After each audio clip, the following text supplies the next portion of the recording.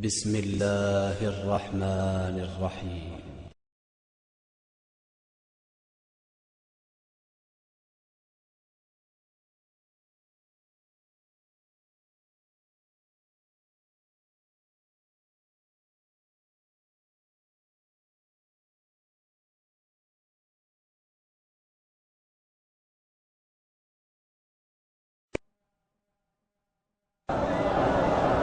الحمد لله نحمده ونستعينه ونستغفره ونؤمن به ونتوكل عليه ونعوذ بالله من شرور أنفسنا ومن سيئات أعمالنا. من يهده الله فلا مضل له ومن يضلل فلا هادي له. ونشهد أن لا إله إلا الله وحده لا شريك له. ونشهد أن سيدنا وسندنا وحبيبنا وطبيبنا ومحبوبنا ومعشوقنا ومولانا محمدا عبده ورسوله. وصلى الله تعالى عليه وعلى آله وأصحابه وأزواجه وأهل بيته وسلم تسليما كثيرا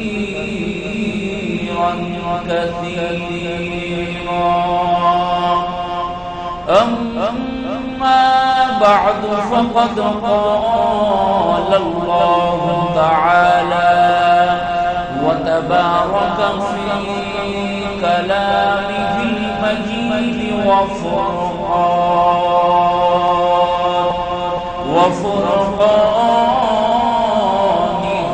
الحميد.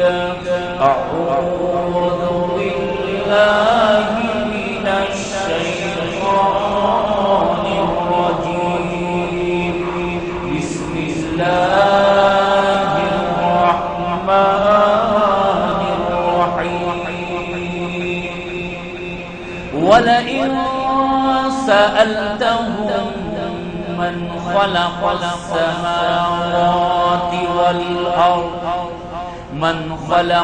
السماوات والأرض ليقولن الله. قل الحمد لله بل أكثرهم لا يعلمون. لله ما في السماوات والأرض إن الله هو الغني الحميد. ولو أنما في الأرض من شجرة أقلام والبحر يمده من بعده 7 أبحر ما نفدت كلمات الله إن الله عزيز حكيم.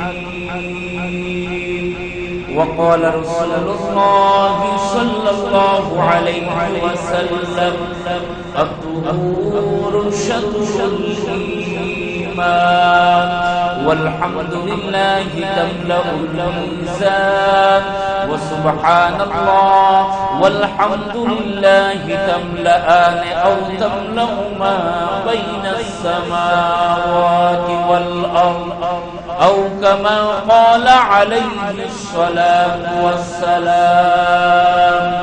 وصدق رسوله النبي الكريم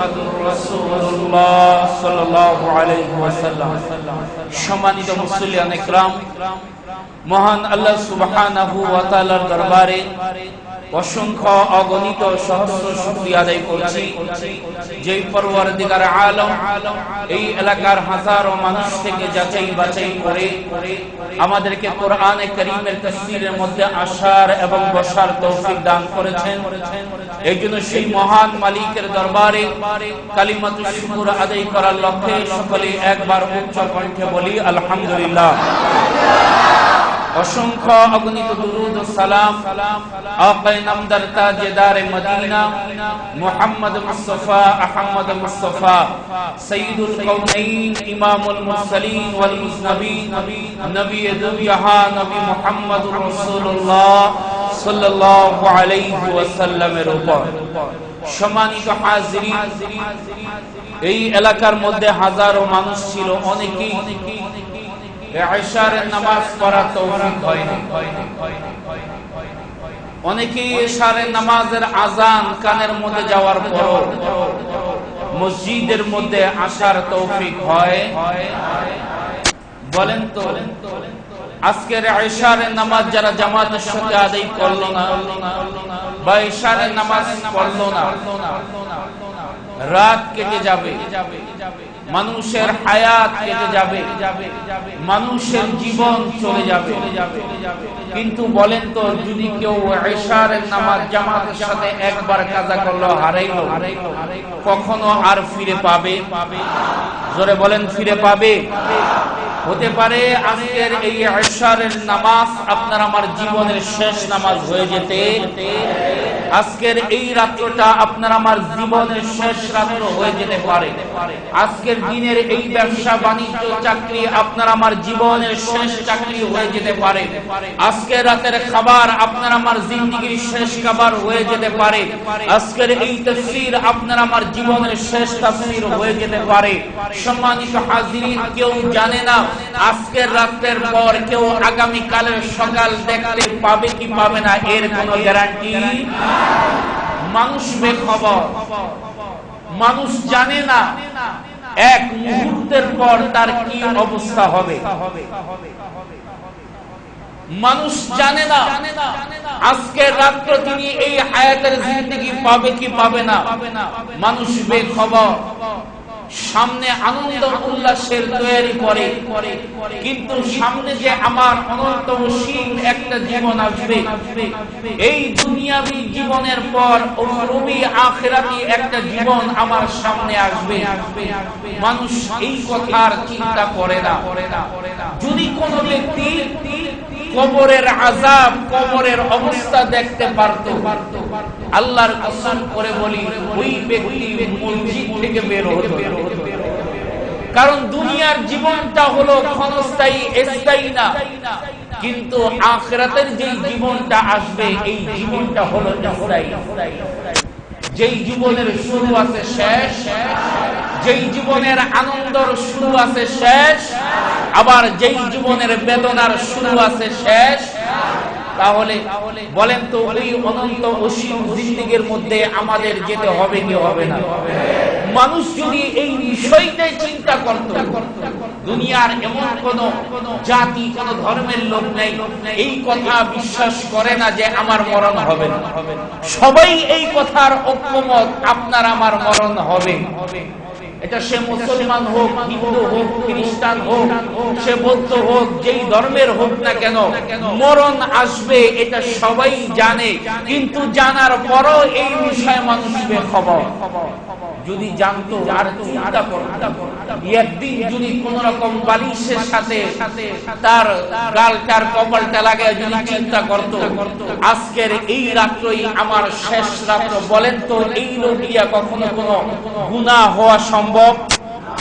জোরে কোন সম্ভব? তাহলে পেরেশানি, দুনিয়ার পেরেশানি আসল পেরেশানি নয়। এই পেরেশানি ছাড়াও আরেকটা পেরেশানি আছে, যেই পেরেশানির শুরু আছে শেষ। হযরতে রাবেয়া বসরি, যিনি একজন তাপস্বী মহিলা ছিলেন, আল্লাহওয়ালা বুজুর্গ, আল্লাহর প্রিয় এক বান্দি ছিলেন রাবেয়া বসরি। এই রাবেয়া বসরি দুনিয়ার বুকে তিনি মানুষের কাছে প্রসিদ্ধ ছিল। এই মহিলাটা হলো আল্লাহর ওয়ালা এক মহিলা। রাবেয়া বসরি তার বিবাহ হওয়ার পর রাতের বেলা সুন্দর করে তিনি গোসল করতেন। তার যে নতুন জামা থাকতো ওই নতুন পবিত্র জামাটা পরিধান করতেন। করার পর তার স্বামীর কাছে গিয়ে জিজ্ঞাসা করত, ও আমার স্বামী, আজকে রাতের কি আমাকে আপনার কোনো প্রয়োজন আছে? স্বামী যদি বলতো না, তোমাকে আজকে আমার কোনো প্রয়োজন নেই, তাহলে রাবেয়া বসরি নতুন কাপড় পরিধান করে সুন্দর করে গোসল করে জায়নামাজের মধ্যে দাঁড়িয়ে যায়। আর বর্তমান আমাদের মহিলাদের অবস্থা ওই আগের দিনের মহিলাদের চাইতে একেবারে সময় পাইলেই হাতের মধ্যে রিমোটটা নিয়ে বৈশা পড়ে যে আমার নাটক দেখতে হবে। কত ধরনের নাটক আছে না নাই, সিলিক কত ধরনের নাটক। সময় পাইলেই রিমোট নিয়ে বৈশা পড়ে। আর রাবেয়া বসরি সময় পাইলেই জায়নামাজের মধ্যে দাঁড়িয়ে যায়। রাবেয়া বসরি তার স্বামীকে বলতেন, আমাকে যদি কোনো প্রয়োজন না থাকে, আজকে রাতের জন্য আমাকে ছুটি দিন, আমি এই রাত্রটা আমি আল্লাহর জন্য কাটাইতে চাই। মহিলাও যেমন আল্লাহ ওয়ালা, স্বামীও যেমন ছিল কি আল্লাহ ওয়ালা। স্বামীও বলতো, এই তো নামাজে দাঁড়াইবা, আমি থাকবো কি, আমিও নামাজের মধ্যে দাঁড়াই গেলাম। রাবেয়া বসরি এইরকম ভাবে তার জিন্দেগিটাকে পার করে দিলেন। যৌবন বয়সেই তার স্বামী দুনিয়া থেকে বিদায় নিলেন। ওই রাবেয়া বসরির জমানার আরেকজন বড় আল্লাহ ওয়ালা নাম হলো হাসান বসরি রহমাতুল্লাহি আলাইহি। ওই হাসান বসরি রহমাতুল্লাহি আলাইহি রাবেয়া বসরিকে বিবাহের প্রস্তাব দিলেন। মানুষ বিবাহের প্রস্তাব দেয় চারটি কারণে। আল্লাহ নবী বলছেন, তোমরা বিবাহ করো চারটি জিনিস দেখে। কয়টা জিনিস? চারটা জিনিস। তুনকাহুল মারআতু লিআরবা'in লিমালিহা ওয়া লিহাসাবিহা ওয়া লিজামালিহা ওয়া লিদীনিহা ফাসফার বিযাতিদ দ্বীন। চারটা জিনিস দেখে বিবাহ করো। এক নাম্বার দেখো সম্পদ আছে কিনা, দ্বিতীয় নাম্বার দেখো বংশীয়তার অবস্থা কি, তৃতীয় নাম্বার দেখো তার সৌন্দর্য কেমন, চতুর্থ নাম্বার দেখো তার দ্বীনদারিত্ব কেমন। আল্লাহ নবী পরবর্তীতে বলেন, ফাসফার বিযাতিদ দ্বীন। যদি ওই তিনটা কোয়ালিটি যদি না থাকে, খালি দ্বীন থাকে, তাহলে তোমরা দ্বীনকে প্রাধান্য দাও। কারণ যেই ঘরের মধ্যে দ্বীন আছে ওই ঘরের মধ্যে শান্তি আছে। যেই ঘরের মধ্যে দ্বীন আছে ওই ঘরের মধ্যে কি আছে? রাবেয়া বসরি ছিলেন একেবারে কালো কুৎসিত আফ্রিকান মহিলা। বংশীয় দিক দিয়ে একেবারে নিম্নস্থানী, কোনো সম্পদ নাই, কোনো কিছু নাই। কিন্তু রাবেয়া বসরির মধ্যে দুনিয়াবি কিছু না থাকলেও রাবেয়া বসরির অন্তরের মধ্যে আল্লাহর ভয় আর আল্লাহর মহব্বত ছিল। এই কারণে হাসান বসরি রহমাতুল্লাহি আলাইহি প্রস্তাব দিলেন, রাবেয়া বসরি, আমি তোমাকে বিবাহ করতে চাই। রাবেয়া বসরি বলল, আপনার সাথে বিবাহ বন্ধনে আবদ্ধ হওয়ার আমার কোনো সুযোগ সুবিধা নাই, আমার সময় নাই। রাবেয়া বসরিকে হাসান বসরি বলল, ও রাবেয়া বসরি, তুমি আল্লাহ এবং রাসূলকে মহব্বত করো। আল্লাহর নবী বলেন, আন-নিকাহু মিন সুন্নতি ফামান রাগিবা আন সুন্নতি ফালাইসা মিন্নি। বিবাহ হলো আমার সুন্নাত, এই সুন্নাতকে যারা অমান্য করবে তারা আমার উম্মত না।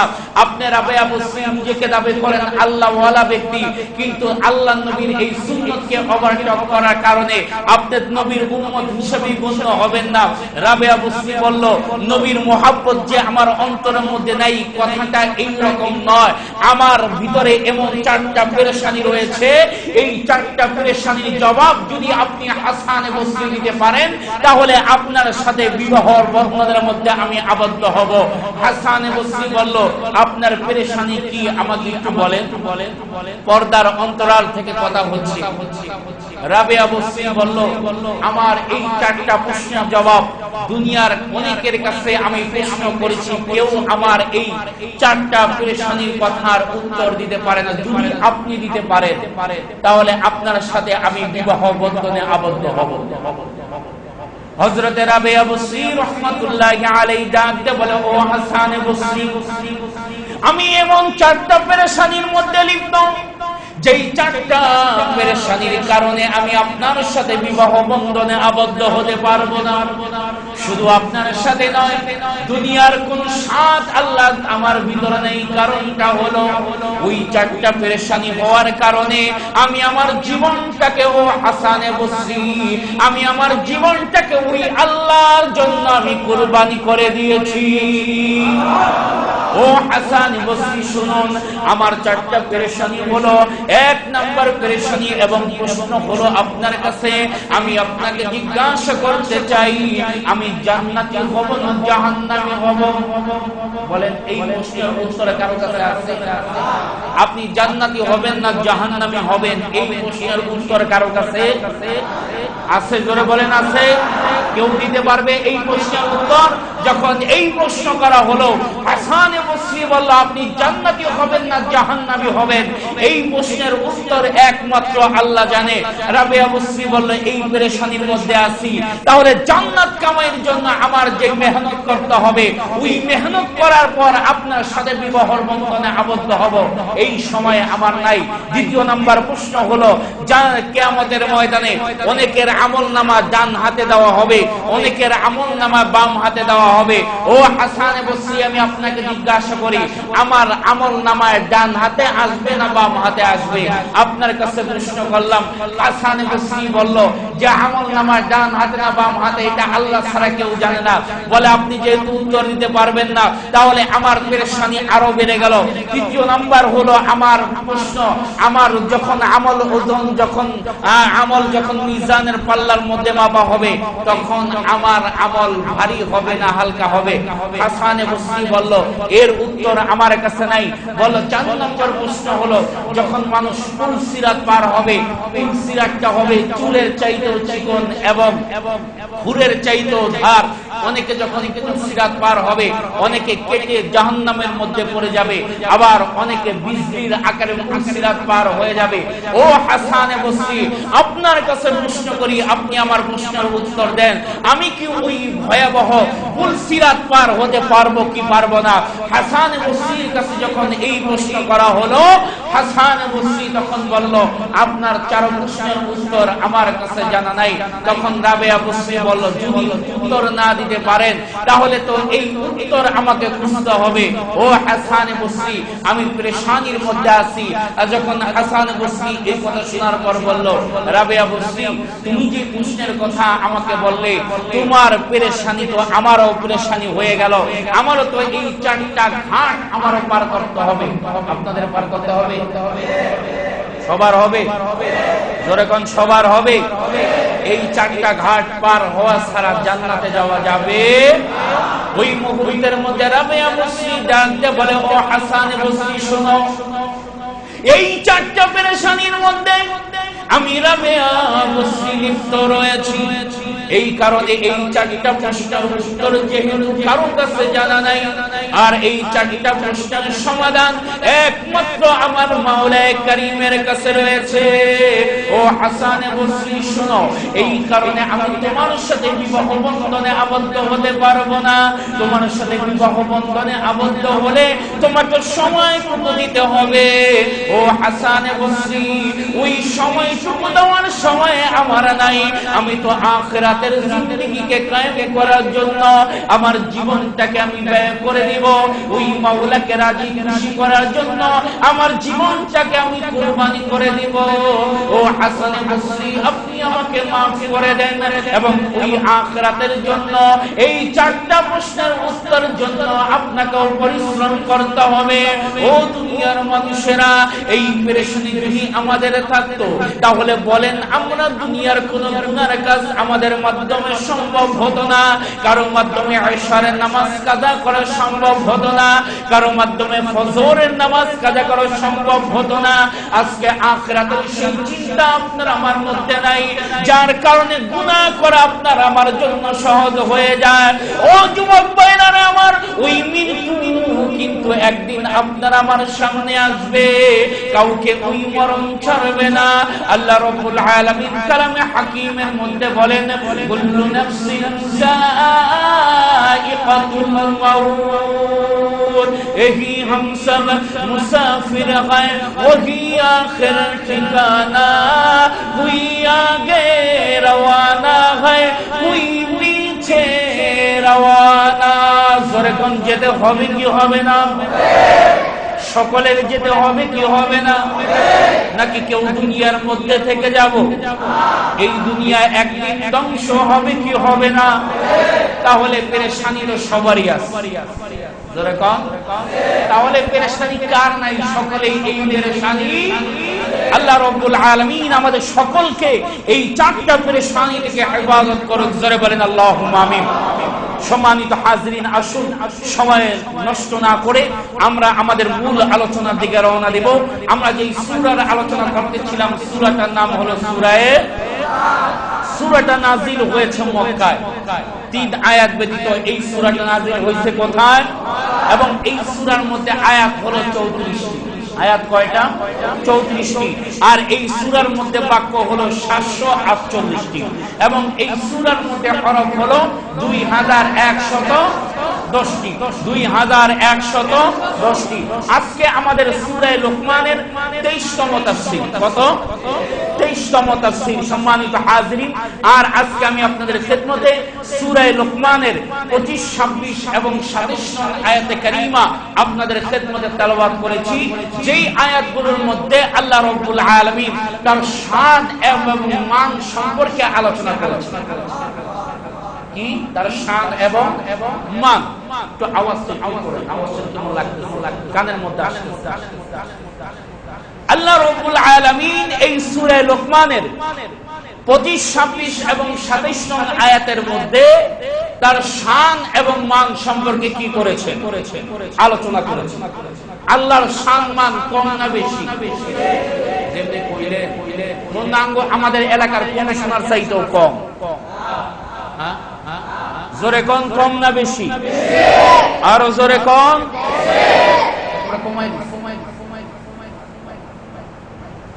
কেমন? বেশি? হ্যাঁ, অনেক বেশি। ওই সম্মান সম্পর্কে আল্লাহ রাব্বুল আলামিন সূরা লোকমানের 25, 26 এবং 27 নং আয়াতের মধ্যে বলেছেন এবং বলেছেন, বান্দারে আমার এই নিয়ামত এবং সম্মান শুনে তুমি আমি আল্লাহর শুকরিয়া আদায় করো। শুধু তাই নয়, এবং আল্লাহ রাব্বুল আলামিন আসমান এবং জমিনের যেই মালিক, ওই মালিক হওয়ার যেই সার্টিফিকেট এবং মালিক হওয়ার যেই গুণ, ওই গুণের কথা আল্লাহ রাব্বুল আলামিন সূরা লোকমানের 26, 27, 25, 26 এবং 27 নম্বর আয়াতের মধ্যে আল্লাহ পাক বলেছেন। কি বলেছেন একটু জানা দরকার আছে না? আল্লাহ রাব্বুল আলামিন সূরা লোকমানের মধ্যে বলেন, ওয়ালা ইন সাআলতাহুম মান খালাকাস সামাওয়াতি ওয়াল আরদ খালাকাস সামাওয়াতি ওয়াল আরদ লা ইয়াকুলুন্না আল্লাহ কুলিল হামদুলিল্লাহ বাল আকসারুহুম লা ইয়ালামুন। আল্লাহ রাব্বুল আলামিন ডাক দিয়ে বলে, ও নবী, যারা আমি আল্লাহকে অস্বীকার করে, যারা আমি আল্লাহকে অস্বীকার করে বলে আসমান জমিন সৃষ্টি করার মধ্যে কোন রব নেই, আসমান জমিন এমনি এমনি সৃষ্টি হয়েছে, যারা এই কথা বলে আল্লাহ বলতে কোনো কিছু নেই, যা সৃষ্টি করেছেন আমাদের দেব দেবীগুলি সৃষ্টি করেছে, যারা আমি আল্লাহকে অস্বীকার করে, যারা নবী আপনাকে অস্বীকার করে, তাদেরকে আপনি জিজ্ঞাসা করুন, ওয়ালা ইন সাআলতাহু, তাদেরকে জিজ্ঞাসা করুন, সওয়াল করুন, মান খালাকাস সামাওয়াতি ওয়াল আরদ, এই আসমান এবং জমিন কে সৃষ্টি করেছে? আর আসছে বলেন, কে সৃষ্টি করেছেন? আল্লাহ। যখন তাদেরকে জিজ্ঞাসা করবেন কে সৃষ্টি করেছেন, তখন তারা বলবেন লা ইয়াকুলুনাল্লাহ। তারা তাদের মতো করে তাদের রবকে বলবে। কিন্তু মনে রেখেন, দুনিয়ার যা কিছু সৃষ্টি হয়েছে সব আপনার রব আমি আল্লাহ সৃষ্টি করেছি। বলিল হামদুলিল্লাহ। অতঃপর আপনি আল্লাহর শুকরিয়া আদায় করেন। বাল আকসারুহুম লা ইয়ালামুন। অধিকাংশ নির্বোধ যারা, তারা এই কথা বুঝতে চায়। জোরে কোন বুঝতে চায়? আসমান কে বানাইছে? আরো জোরে কোন? আল্লাহ। জমিন কে বানাইছে? সাগর নদ-নদী কে বানাইছে? সূর্য কে বানাইছে? চন্দ্র কে বানাইছে? নক্ষত্র কে বানাইছে? সপ্তম জমিন কে বানাইছে? আপনাকে আমাকে কে বানাইছে? যা কিছু আমরা দেখি আর না দেখি সব কিছুর খালেক কে? বিশ্বাস আছে তো? আল্লাহকে দেখছেন কখনো? না দেখা বিশ্বাস করলেন মানে এর নাম কি? এর নাম হলো ঈমান। আরেকটা বিষয় মনে রাখতে হবে, না দেখার উপরে সবসময় বিশ্বাস করতে চাই। ঈমানের আবিধানিক অর্থ হলো আল্লাহ নবী যা কিছু নিয়ে আসেন, যা কিছু বলছে তার উপর বিশ্বাস করার নাম কি? আমি আল্লাহরে দেখি নাই, আমার নবী বলছে এতে আমি বিশ্বাস করি। জান্নাত আমি দেখি নাই, জাহান্নাম আমি দেখি নাই, আমার নবী বলছে আমি কি করছি? এর নামই ঈমান। আর এটা হলো এর যখন বিশ্বাস করবেন তখনই আপনি নবীর উম্মত, তখনই আপনি নবীর উম্মত। ওই এক ব্যক্তি, এক নাস্তিক। নাস্তিক হলো যারা আল্লাহর অস্তিত্বকে কি করে না? বিশ্বাস করে না। আর আস্তিক বলা হয় আল্লাহ যে আছেন এটা বিশ্বাস করা। এটা কি করা? বিশ্বাস করা। এক নাস্তিক এক আলেমকে প্রশ্ন করছে, আপনারা যে আল্লাহ আল্লাহ করেন, আল্লাহরে দেখছেন কখনো? এত সিজদা দেন, আল্লাহরে দেখছেন। আপনার কাছে আমার কয়েকটা প্রশ্ন।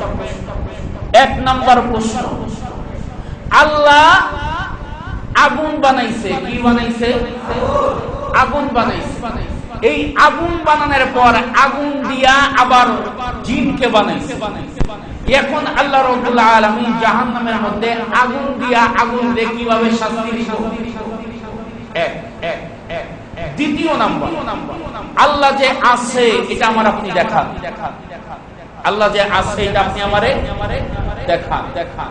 তৃতীয় নাম্বার, আল্লাহ মানুষকে মাটি দিয়া বানানোর পর আগুন দিয়ে আবার কিভাবে শাস্তি দিবেন? এই কথা বলার পর আলেম একটা ইট নিয়ে দিছে ওই নাস্তিকের মাথার দেখালো। আপনি আমার মানলেন কি? তোমার প্রশ্নের উত্তর দেওয়া হলো। তোমার প্রশ্নের উত্তর দাও হলো। নাস্তিক হুজুরে ধইরা আদালতে নিয়ে গেছে কাজীর কাছে। কাজী, এই ব্যক্তিরে আমি প্রশ্ন করছি আর এই ব্যক্তি আমার এই একটা বাড়ি। কাজী সাহেব বলল, মাওলানা আপনি তারা কেন মারলেন? সে আপনার প্রশ্নের উত্তর না দিতে বলে যাইবেন। হুজুর কাজী সাহেব আপনি বুঝেন নাই, সে আমার প্রশ্ন করছে, আমি প্রশ্নের উত্তর দিচ্ছি। কিভাবে? আবার এবার আরেকটা বাড়ি দেবো। আবার দেখেন স্যার আবার মারে। আমি তো মারি না, আমি তো প্রশ্নের উত্তর দেই। কয়টা আবার কয়টা সুরতে? এই ব্যক্তি আমাকে প্রশ্ন করছে আল্লাহ কোথায়। আমি তাকে জিজ্ঞাসা করি তারে যে আমি মারছি, ব্যথা লাগছে, ব্যথাটা করি। ব্যথা দেখছে? বাতাস দেখছে? যখন বাতাস দেখছে, ব্যথা যখন উঠে, ব্যথা দেখা যায় না কিন্তু করা যায় অনুভব। ঠিক তেমনি ভাবে মুমিন আল্লাহরে দেখে না ঠিক, কিন্তু আল্লাহকে কি করে? অনুভব করে। আল্লাহ রাব্বুল আলামিন ডাকতে বলে, ও আমার পয়গম্বর শুনো, আমি আল্লাহ রাব্বুল আলামিন একমাত্র আপনার উম্মতের জন্য একটা স্পেশাল উপহার আমি আল্লাহ দান করলাম। সেই উপহার হলো আপনার উম্মত যখন আমি আল্লাহর দরবারের মধ্যে যখন সিজদা দিবে, ও নবী শুনুন, আপনার উম্মতরা যেন জমিনের মধ্যে সিজদা দিল না, আপনার উম্মতরা যেন আমি আল্লাহ রাব্বুল আলামিনের কুদরতের পায়ের উপর যেন তারা সিজদা দিল। এটা অনুভব করা যায়। অনেক বড় আল্লাহ ওয়ালারা অনুভব করে আল্লাহ আমার সামনে, কিন্তু আল্লাহকে দেখা যায় না। জন্মচক্ষে আল্লাহকে দেখা যায় না। আল্লাহকে দেখা যাবে কোথায়? জোরে কয় না, আল্লাহকে কোথায় দেখা যাবে? জান্নাতের মধ্যে। দ্বিতীয় প্রশ্ন ছিল যে ওই যে আগুন দিয়া আবার কিভাবে শয়তান ইবলিস জিনকে শাস্তি দেবে? বলে আমি সে মাটি দিয়া সৃষ্টি, আমি তার মাটি দিয়া বাড়ি দিলাম, এটা ব্যথা পাইল। বুঝেন নাই? তার দ্বিতীয় প্রশ্ন ছিল আগুন দিয়া, আবার জিনকে তো আগুন দিয়া বানাইছে, তাহলে আগুন দিয়া আগুনকে কিভাবে শাস্তি দিবে? বলে আমি তাকে তো মাটি দিয়া বানানো হয়েছে, আমি মাটির ইট দিয়া তারে বাড়ি দিলাম, তাহলে সে ব্যথা পাইল। বুঝেন নাই? কথা বুঝেন নাই? ব্যথা পেল কে? তাহলে আল্লাহ আছে, এটা আমরা দেখি নাই, কিন্তু করি, অনুভব করি। আল্লাহ রাব্বুল আলামিন সূরা লোকমানের 25 নং আয়াতের মধ্যে বলেন যে সার্বভৌমত্বের মালিক হলো আমি আল্লাহ, এবং প্রশংসা যদি করতে হয় তাহলে কার করতে হবে? আল্লাহর করতে হবে। দ্বিতীয় 26 নং আয়াতের মধ্যে আল্লাহ নিজে বলেন লিল্লাহি মা ফিস সামাওয়াতি ওয়াল আরদ, আসমান জমিনের মধ্যে যা কিছু রয়েছে সব কিছুর ক্ষমতা এবং সব কিছু সৃষ্টি করনেওয়ালা হলো আমি আল্লাহ।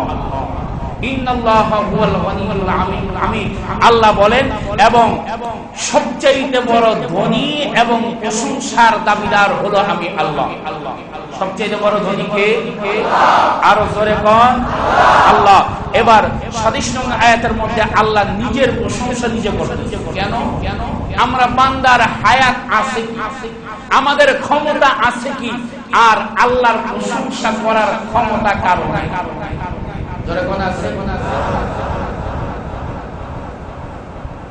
কোন বান্দা যদি আল্লাহর একটা নিয়ামতের শুকরিয়া কিয়ামত পর্যন্ত সিজদা করে যদি আল্লাহ শুকরিয়া আদায় করার চেষ্টা করে, কখনো সম্ভব? সম্ভব? কারো পক্ষে সম্ভব? আল্লাহ বলে বান্দারে তুই আমার কি প্রশংসা করিস? তবে বান্দা তুই যখন একবার আলহামদুলিল্লাহ বলিস, আমি আল্লাহ এত বেশি, আমি আল্লাহ রাব্বুল আলামিন এই একবার আলহামদুলিল্লাহ বলার কারণে আমি আল্লাহ রাব্বুল আলামিন তোর নিয়ামতকে বাড়াইয়া দেব। তোর এই ক্ষুদ্র জীবনে তুই আমার শুকরিয়া আদায় করার জিনিসগুলো শেষ করতে পারবি না। আমি আল্লাহ নিজের প্রশংসা আমি নিজে করতেছি। আল্লাহ রাব্বুল আলামিন বলেন ওয়ালাউ আন্নামা ফিল আরদি মিন শাজারাতিন আকলামুন ওয়াল বাহরু ইয়ামুদ্দুহু মিন বা'দিহি সাব'আতু আবহুরিন মা নাফিদাত কালিমাতুল্লাহ ইন্নাল্লাহা আজিজুন হাকীম। আল্লাহ রাব্বুল আলামিন বলেন নিজের প্রশংসা নিজে করতেছেন। আর যদি পৃথিবীর সমস্ত বৃক্ষকে যদি কলম বানানো হয়, পৃথিবীর যত গাছপালা রয়েছে সমস্ত গাছপালাকে যদি কি বানানো হয়? কলম বানানো হয়। আর যত সমুদ্র রয়েছে, যত নদ নদী খাল রয়েছে, সমস্ত পানিগুলিকে যদি কালি বানানো হয়, কি বানানো হয়? কালি বানানো হয়।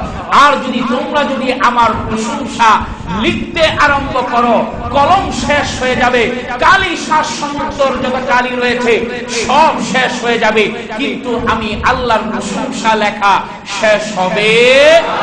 আল্লাহ রাব্বুল আলামিন এই আয়াত যখন নাজিল হয়, এই আয়াতগুলোর আবার একটা শানে নুজুল রয়েছে।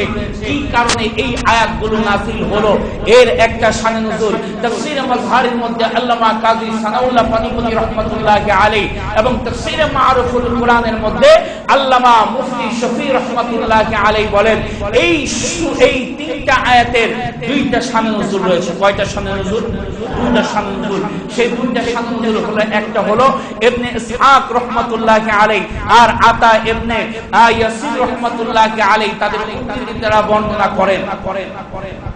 যখন এই আয়াত নাযিল হলো ওয়ামা উতিতু মিনাল ইলমি ইল্লা কলিলা, মানুষকে বলা হলো তোমাদের জ্ঞান একেবারে অল্প, ক্ষুদ্র তোমাদের জ্ঞান।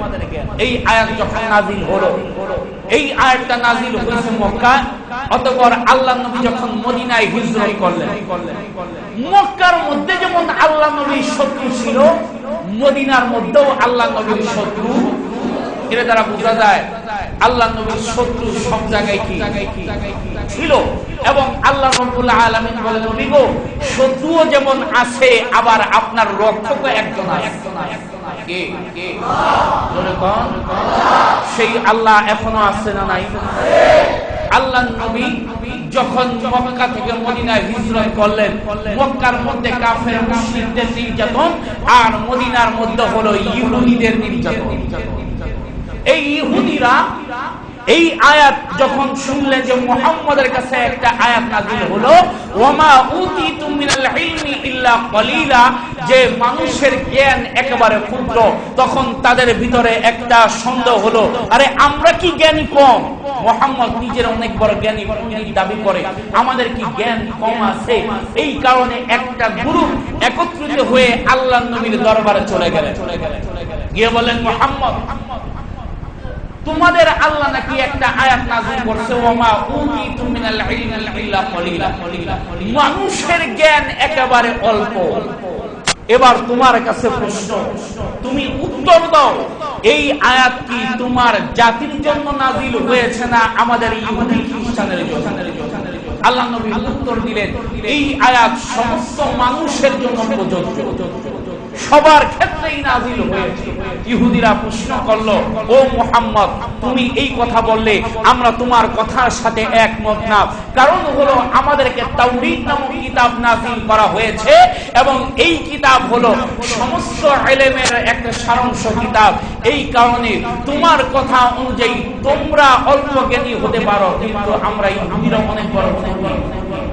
এটা ইহুদিদের কি ধারণা, আমরা অনেক বড় কি পণ্ডিত।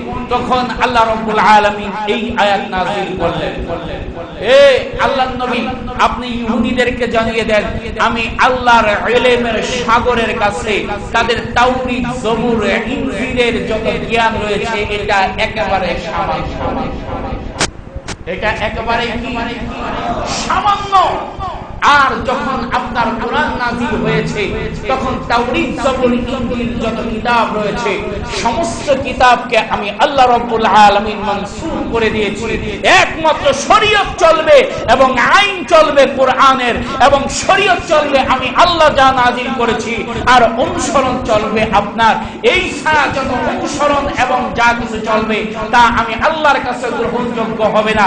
ইহুদিরা যতই দাবি করুক তারা খুব জ্ঞানী, যদি কোরআনের জ্ঞানে জ্ঞানান্বিত না হয় তাহলে তাদের মতো মূর্খ দুনিয়ার মধ্যে আর। ইহুদিদেরকে যখন এই কথা জানিয়ে দিল, ইহুদিরা আল্লাহর নবীর পিছনে আরো ভালোভাবে লেগে গেলেন। এমন ভাবে লাগলো এখন আল্লাহ নবীর প্রত্যেক কদমে কদমে তারা আল্লাহ নবীর সাথে ষড়যন্ত্র আরম্ভ করলো।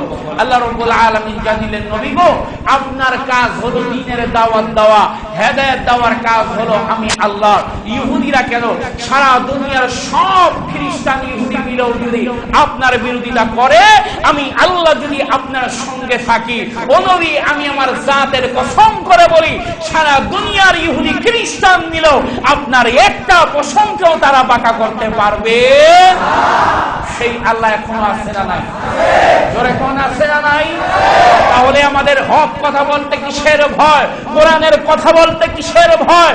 সম্মানিত হাজরিন, আজকে সারা দুনিয়া চলে গেছে ইহুদি খ্রিস্টানদের হাতে, কিন্তু মনে রাখতে হবে মুসলমানদের সাথে আল্লাহ রয়েছে।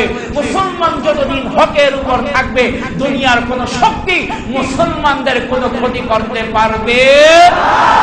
সেই আল্লাহর ক্ষমতা এখন আছে না? জোরে কোন আছে না নাই? মাওলানা আশরাফ আলী থানভী রাহমাতুল্লাহি আলাইহি যার একটা কিতাব লিখেছেন আমি আফগানিস্তানে আল্লাহকে দেখেছি, ওই কিতাবের মধ্যে একজন মুজাহিদের ঘটনা আনলেন। সেই ঘটনা হলো একজন মুজাহিদ নাম হলো আব্দুল্লাহ। ওই আব্দুল্লাহ একবার মাদ্রাসা থেকে যখন আফগানিস্তানে যুদ্ধ হচ্ছে, ওই মাদ্রাসা থেকে আব্দুল্লাহ নামক ওই ছেলেটা ছিল হাফেজে কোরআন। তিনি বের হলেন, ওই আব্দুল্লাহ রাস্তা দিয়ে বের হচ্ছে, বেচারা যুদ্ধের সাথে কোনো সম্পৃক্ততা নেই। আবেশাব মানুষ যখন রওনা দিলেন, ওই মুহূর্তের মধ্যে এক জায়গা রাশিয়া বাহিনীর সামনে তিনি পড়ে গেলেন। পথ ভুলে পাহাড়ি পথ কোন দিকটা গেছে, গিয়ে দেখে সামনে রাশিয়ান বাহিনী দেখলো একজন মোল্লাইতেছে, মোল্লা দ্বারে ধইরা নিয়ে আসো। ওই হাফেজে কোরআন আব্দুল্লাহকে ধরে নিয়ে আসলো।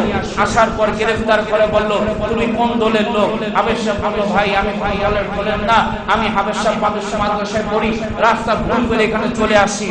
যা কিছু কও, তোমাদেরকে ছাড়া হবে না, তবে তোমারে ছাড়বো তুমি যদি তোমাদের গোপন একটা কথা আমারে কও। কি কথা? গোপন কথা কও, তাহলে তোমার ছাইরা দেবো। স্যার কি গোপন কথা? মাঝে মধ্যে দেখি মুজাহিদরা হাতের মধ্যে বালু নিয়ে কি জানি কইরা ফু মারলে আঙ্গুল ট্যাঙ্কির মধ্যে যত গোলা বারুদ আছে, যত অস্ত্র আছে, আমাদের কামাতগুলির মধ্যে আগুন জ্বলে যায়। তোমরা কি মন্ত্র কইরা ফুলিয়া মারো, এই মন্ত্রটা যদি কও তাহলে তোমার ছাইরা দেবো। আবেশাব মানুষ, সে তো আর মুজাহিদ না, মনে মনে কয় এখন এই মন্ত্রের কথা না কই তাও তো আমার মারবো, আর কোন রকমে একটা কইয়া দিতে পারলে তো বেঁচে যাবো। তো মন্ত্রের কথা না, তুমি জানলাই কথা কইবা, কইতেই হবে তোমার। আবেশাব মনে মনে কয় কি কই না কমু, হয় একটা মন্ত্র আছে, ওই মন্ত্র কইরা ফু দিলে এরকম ভাবে আগুন জ্বলে। এবার ওই রাশিয়া বাহিনী মন্ত্রটা কইরা এবার তোমার আগুন জ্বালাইতে কথা বুঝেন নাই? মনে ভাবছিলাম মন্ত্র পড়লে তো ছেড়ে দিব, এখন মন্ত্র মেরা আগুন জ্বালায় দেখাই দেব, এখন তো মহা বিপদে পড়ছি, এখন আর কিছু করার নাই। ওই মুহূর্তে রাশিয়া কমান্ডার বলল, এই মোল্লা তুমি যদি এই কাজ করে না দেখাইতে পারো তাহলে তোমাকে গুলি করে ঝাড়ঝাড় করে দিতে হবে। তখন ওই হাফেজ সাহেব মনে ভাবলো, আরে কিছু হোক না হোক, আমি ভয় করা কিসে আমার দরকার, আমার সাথে তো আমার আল্লাহ রয়েছেন। ওই মুজাহিদদের সাথে যেমন আল্লাহ রয়েছে, আমার সাথেও আল্লাহ রয়েছে। ওই মুহূর্তে বলল, আমার 2 রাকাত নামাজ পড়ার সুযোগ দেন। কয় রাকাত? হাফেজ সাহেব নামাজের মধ্যে দাঁড়াইলেন, আল্লাহর কাছে আল্লাহ জিন্দেগিতে কিছু চাই নাই, এইবার যদি কোন রকম আগুন না ধরায় দাও তাহলে কিন্তু জীবন দোষ শেষ। আল্লাহ আমি তো ওই রাশিয়ান বাহিনীর মিথ্যা কথা এখন যে তারা যে আমার জ্বালায়া দেয় এটা তারা কেন ধরা খাইছে? আল্লাহ এই মুহূর্তে তুমি ছাড়া আর উদ্ধার করার কেউ নাই। এবার হাফেজ আব্দুল্লাহ নামাজ শেষ করে মনে মনে চিন্তা করলেন, আল্লাহ রাব্বুল আলামিন কালামে হাকিমের মধ্যে বলেছেন, ইন্না নাহনু নাযালনা যিকরা ওয়া ইন্না লাহু লাহাফিজুন। আল্লাহ রাব্বুল আলামিন কালামে হাকিমের মধ্যে বলেছেন, নিশ্চয়ই এই কোরআনকে আমি নাযিল করেছি এবং এই কোরআনের হেফাজত আমি আল্লাহ করব। যাতে বলে, ও পরওয়ারদিগার আলম, তোমার কোরআনকে আমার সিনার মধ্যে হেফাজত করেছি। ও পরওয়ারদিগার আলম, এখন এই তোমার বান্দা আব্দুল্লাহর হেফাজতের দায়িত্ব আল্লাহ তুমি নিয়ে নাও। ও পরওয়ারদিগার আলম, যদিও মিথ্যা কথা বলেছি, কিন্তু তো অবশ্যই আমার বিশ্বাস তোমার কালামের মধ্যে ক্ষমতা রয়েছে। ও পরওয়ারদিগার আলম, এই মুহূর্তের মধ্যে তুমি কেরামতি দেখাইয়া দাও। ওই মুহূর্তের মধ্যে হাফেজ আব্দুল্লাহ সূরা ফাতিহা পড়ে, সূরা ইয়াসিন পড়ে, যখন বালুর মধ্যে ফু দিয়া ওই ট্যাঙ্কের মধ্যে এবং কামানের মধ্যে যখন ধুলাবালি গুলির মধ্যে যখন ছেড়ে দিল, ছেড়ে দেওয়ার পর চোখ বন্ধ করে দিল, ওই মুহূর্তের মধ্যে আল্লাহর কুদরত, ওই ট্যাঙ্কগুলো ওই কামানগুলো ধপাস ধপাস করে বাস্ত হতে লাগলো। তাদের গোলা বারুদগুলো সব জ্বলে করে সরকার হয়ে গেল।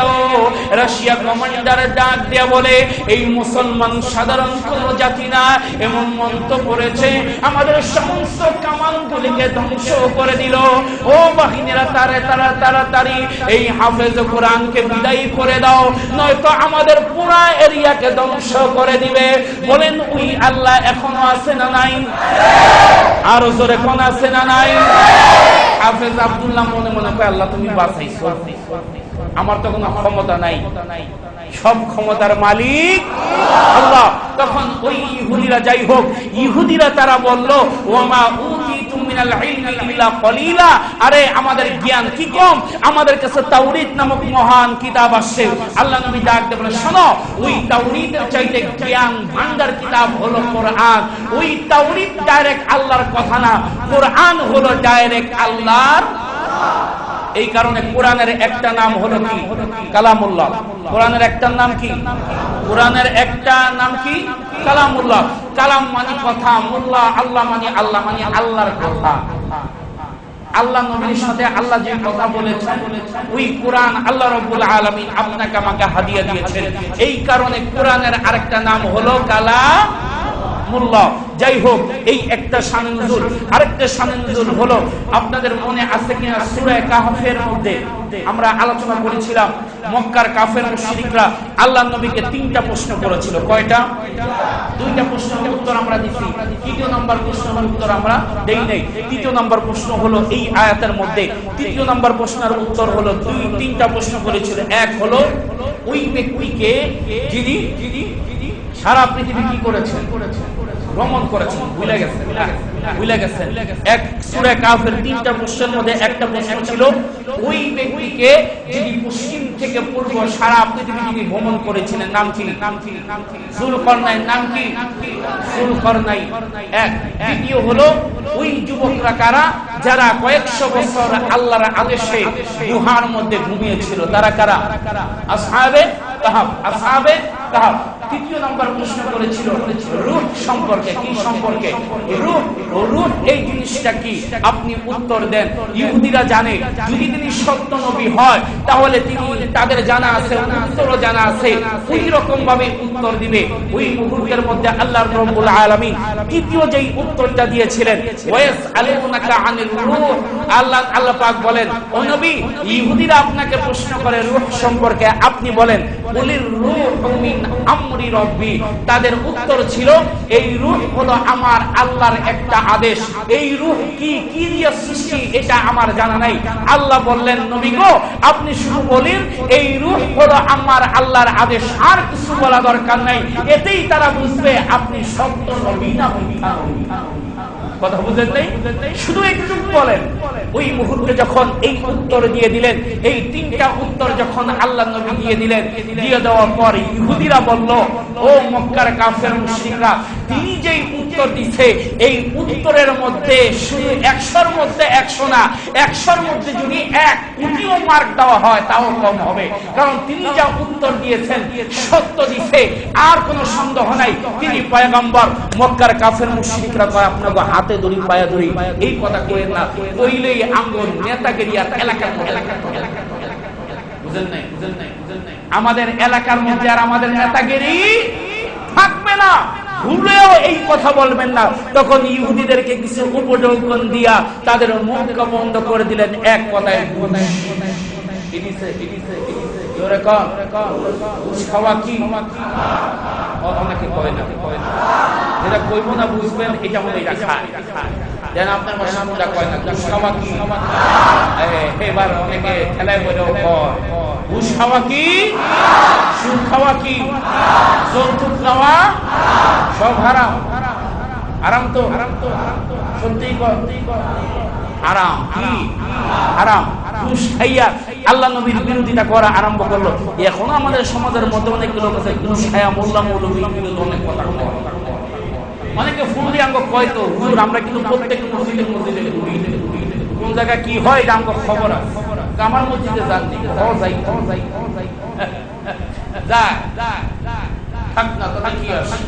আমরা মুমিন যারা ইমানদার আল্লাহ ছাড়া কাউকে ভয় করি। আল্লাহ নবীর বিরুদ্ধে ষড়যন্ত্র করে কেউ করে নাই, আর আমাদের বিরুদ্ধে ষড়যন্ত্র করে কেউ করতে পারবে। মুসলমানদের জবান থেকে হক কথা বলা কখনো বন্ধ করা যাবে? এই 2টা শানে নুজুল, একটা হলো ওমা উতিতুম মিনাল ইলমি ইল্লা কলিলা। এই আয়াত নাযিল হওয়ার পর তারা বলল আমরা কি কম জ্ঞানী নাকি? আমাদের সমাজের মধ্যে এমন কিছু টাল্টি বাল্টি জ্ঞানী লোক আছে। কি কর হুজুর একটা কথা কইলে আর ভাল লাগে না, এর লাগা হুজুর কয় এটা আমার ভাল লাগে না। আপনি এটা কইলেন কা 21 বছর পড়ালেখা কইরা তোর কাছে প্রশ্নের উত্তর দেওয়ার লিগাই তুই ভালো জিনিস জিজ্ঞাসা করলে মাসলা জিজ্ঞাসার উত্তর দেওয়া হবে। তুই যদি আমার ঠেকানার লিগা প্রশ্ন করো, আমিও কিন্তু উত্তরটা ওই পর্যায়ে রাগ করেন না আপনারা। এই 3-4.5 বছরের মধ্যে আমার অবস্থা আপনারা দেখেন ভালো না লাগলে আরেক জায়গায় নামাজ পড়ো, কোনো সমস্যা নাই। তবে এলাকার মধ্যে কোনো ইখতিলাফ তোমরা বাজাইবা না। আমি ইখতিলাফ পছন্দ করি না। তুমি দাঁড়ায়া কিয়াম করো, মিলাদ পড়ো, আমার কোনো আপত্তি নাই। বইয়ে পড়ো কোনো আপত্তি নাই। না পড়ো আমার কোনো আপত্তি নাই। জিকির করলে করো, আমার কোনো আপত্তি নাই। কিন্তু ইখতিলাফ করা যাবে না, সমাজের মধ্যে ফিতনা করা যাবে না। আল ফিতনাতু আশাদ্দু মিনাজ জিনা, জিনার চাইতে মারাত্মক গুনাহ হলো ফিতনা। তোমার কি ভালো না লাগলো এটা তুমি চুপচাপ বসে থাকো। আমি ইমাম, আমি হলো তোমার নেতা। নেতা কখনো সেলার খারাপ হয় না, কারণ আমরা তো দুনিয়াবি নেতা না, আমরা আখিরাতি নেতা। এই কারণে কথাবার্তা বলবেন। গায়ে যদি কারো আগুন জ্বলে অন্য জায়গায় যা নিবায়েন, এইখানে কইলেন না। আমি যতদিন থাকবো ততদিন আমার লগে খেলাখেলি করেন। কথা বুঝেন নাই? অল্প বয়সে খেলাখেলি করে এই পর্যন্ত। তাহলে মক্কার ইহুদিরা আল্লাহর নবীর চাইতে তারা নিজেদেরকে বেশি জ্ঞানী মনে করে। বলেন তো আল্লাহ রাব্বুল আলামিন বলেন, ও নবী, দুনিয়ার শুরু এবং শেষ যত ইলম রয়েছে আমি আল্লাহ রাব্বুল আলামিন আপনাকে দান করেছি। সুবহানাল্লাহ। আমার নবীর চাইতে জ্ঞানী বলেন কেউ আছে? আরো ধরে কোন কেউ আছে? যদি দাবি করে ওর মতো বদমাইশ অসভ্য দুনিয়ার বুকে আর কেউ এই ইহুদিরা এই কথা বলতো। এই কারণে আল্লাহ রাব্বুল আলামিন এই সূরা লুকমানের 26, 25, 26 এবং 27 নং আয়াতে কারিমা দান করে বলেছেন, ও আল্লাহর নবী, আপনি মক্কার ইহুদি মুশরিকদেরকে বলে দেন, আমি আল্লাহর যে জ্ঞান ভান্ডার রয়েছে এই জ্ঞান ভান্ডারের এক ফোঁটা জ্ঞান যতটুকু রয়েছে দুনিয়ার সমস্ত মানুষ মিলেও যদি তারা এক পাল্লা হয়ে যায়, আমি আল্লাহর জ্ঞানের সাগরে এক ফোঁটা জ্ঞানের সমপরিমাণ হবে। আল্লাহ রাব্বুল আলামিন আমাদের আজকে এই পর্যন্ত থাক। শরীরটা ভালো লাগতেছে না, সারাদিন অনেক পরিশ্রম হয়েছে, এই কারণে আজকে এই পর্যন্ত থাক। কি বলে বসেন, বসেন। আমি বললে আপনারা বসেন। আপনারা আনেন নাই তোমারও নিয়ে আসেন, নিচে নামাই নিয়ে আসেন, তাড়াতাড়ি নিয়ে আসেন। সম্মানিত হাজিরিন,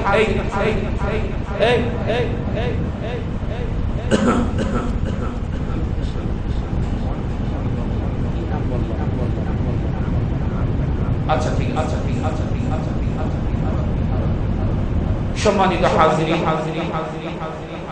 আজকে এই পর্যন্ত থাক। আগামী দিন ইনশাআল্লাহ পরবর্তী আলোচনা করা হবে।